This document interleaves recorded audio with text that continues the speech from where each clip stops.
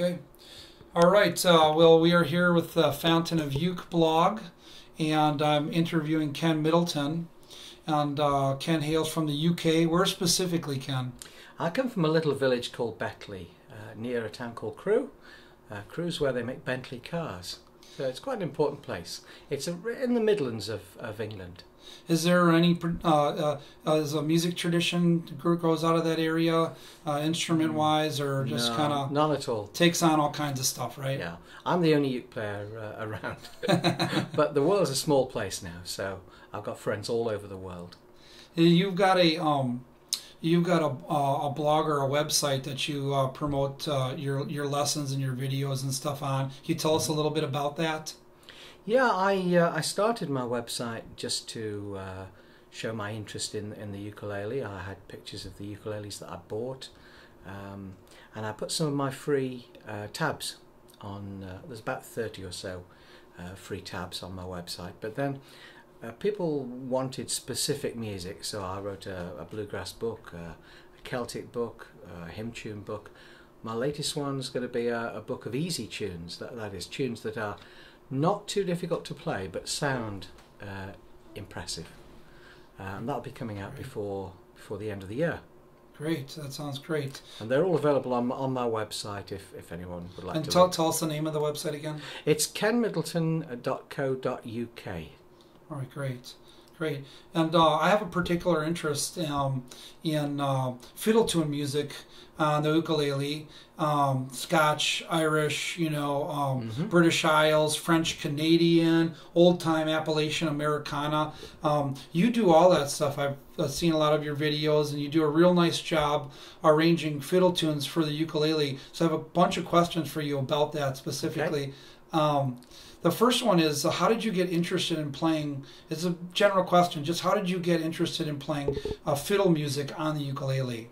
Well, I realized that the ukulele was used a lot for old popular tunes like Ain't She Sweet, that sort of thing.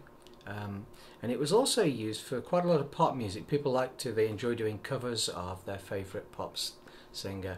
And that didn't interest me too much. What I wanted to do is see if the ukulele could actually achieve more. And I very quickly realized that it was a real instrument and it deserved to have music for it. So I had a particular interest in Celtic music. That is the music of places like Ireland, as you mentioned. And fiddle tunes primarily for the violin originally, but tunes that could be played on the guitar, on the mandolin, on the flute, all sorts of instruments that are used to a great extent in places like Scotland, Ireland, and of course Canada. But I thought that they could be played on the ukulele as well. And I was particularly interested in the way the reentrant string, that is this higher fourth string, could be used in conjunction with the first string, because they're very close together in pitch.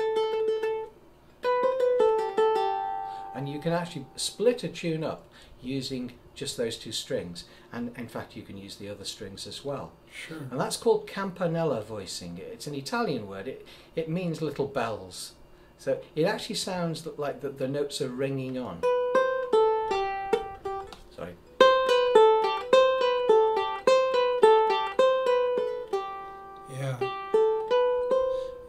I first discovered that a lot of that stuff through John King was a purveyor. He was also a purveyor of the campanella style. Campanella, yeah. And do you have a preference for tunings of any sort? Do you stay close to C or D, or what do you lean on for tunings? Well, I most of the world uses C tuning, so that's what I primarily use. I have toyed with B-flat tuning on a tenor, which is where you take it down. It gives a deeper, more guitar-like sound. And I very much like D tuning. It gives a very bright sound. One of the things I've realized is that most people play in just a few keys. So your ear gets very used to listening to these keys. So in fact, I would say more than half the songs ever played are in the key of C, at least by beginners. I would agree. And if you play the same chords in D tuning, then that C becomes a chord of D, and your ears hear something different. Sure. Now, John King, he was a great player. He brought classical music and Hawaiian music. He tabbed it out accurately, and he did wonderful arrangements using this campanella voicing to a large extent. But I felt that Celtic music, particularly these fiddle tunes that you talked about, they were underrepresented. So it's something I've been trying to put together over the last few years, and I enjoy playing them. Not too many ukulele players actually play Celtic music, and there is a slight problem, and that is that the ukulele is quite quiet. It doesn't go naturally with louder instruments. So I think it's something, the Celtic music is something that can be played on a solo ukulele, or perhaps with somebody else playing the chords along with you. Yeah. And I'm still excited about the idea of using. There's so many Celtic tunes to choose from. Yeah, there thousands of them. Yeah. And many of them have never really been recorded on well, anything really. But certainly not on the ukulele. So I'm always on the lookout for new ones. Yeah. Would you be willing to play even just a little bit of a tune? As much or as little as you want to play. Even just a couple measures or whatever. Yeah. This one's called the Daisy Chain Jig, and I'll be doing this tonight at the concert here at the Cayley in Nova Scotia. Let's see.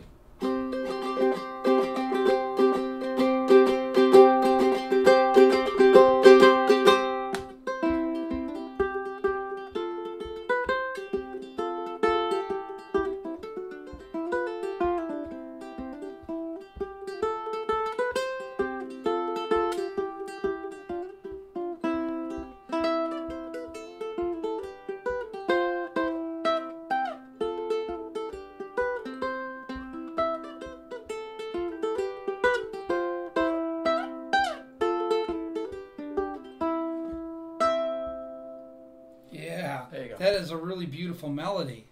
That is really pretty, and that really rings out in that style too, like that of playing it. You know, it's very full and rich. Mm-hmm. And one great thing, a lot of the Scotch-Irish stuff, you know, here in America, in our Appalachian and sort of what we call referred to as our mountain traditions. Of music, so much of that music from the British Isles and Scotland and Ireland inspired what we, you know, early on called hillbilly music, you know, and then later on started just calling old time music. Yeah. And so all that music blended together, and a lot of the tunes we now think of as American standards, Turkey in the Straw, you know, Red Haired Boy. So many of these tunes are, you know, trace their origin back to the British Isles and the UK. And absolutely. I think what America has done, or North America has done, is taken these tunes and made them their own. They've changed them. And that's what folk music is all about. You never find the same piece played exactly the same way in two different countries. And sometimes more than one country lays claim to the tune, which is interesting. There's a tune called Leaving of Liverpool, which is the town we happen to be in, Liverpool, Nova Scotia, but it referred to the Liverpool in England, and the English lay claim to that, the Irish lay claim to the song as well, and it's an interesting tune. Just how they move around like that. Do you want me to play it for you? Sure, I'd love that. My viewers on Fountain of Uke love to see people being interviewed playing as well, so I'm sure they'll appreciate that. Let me try it in a flat picking style. Okay.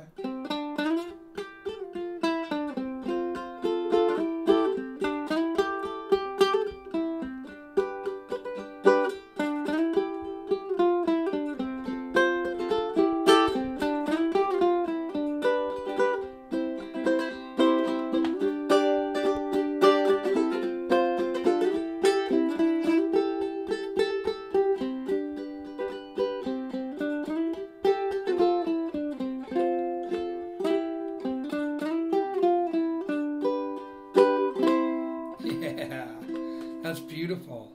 Yeah, that is really beautiful. Well, I'm going to ask you one last question here. Yeah. before we wrap things up. One, thank you for giving us a little time. And if a beginning student really likes those old time tunes, and particularly the fiddle music, whatever tradition they may come from, do you have any kind of advice to ukulele players who discover you playing maybe your videos and hear you playing some fiddle music, and they think, man, I really like to get to the point where I could do some of that stuff too, along with whatever else they might enjoy playing? Well, what advice would you give to them in terms of getting to that place where they might be able to play some of those tunes? I mean, does one need to practice scales all day, or, you know, what skills and what sort of things might... I know that's a very general question. Yeah, I'm going to be controversial. I would say don't really practice scales. I think you need to learn tab. I think you need to learn to play tab from tab accurately. Learn as much as you can about the theory of music, because it's so much help to you. And then download some free music and give it a try. Play it slowly, play it accurately, and don't try and run before you can walk. Don't try and play something that is too difficult. You cannot play like somebody else just because you use the same ukulele or the same strings as they do, or because you've downloaded their tabs. You've actually got to practice, and that's the key. Practice, learn as much as you can about how to play the instrument properly.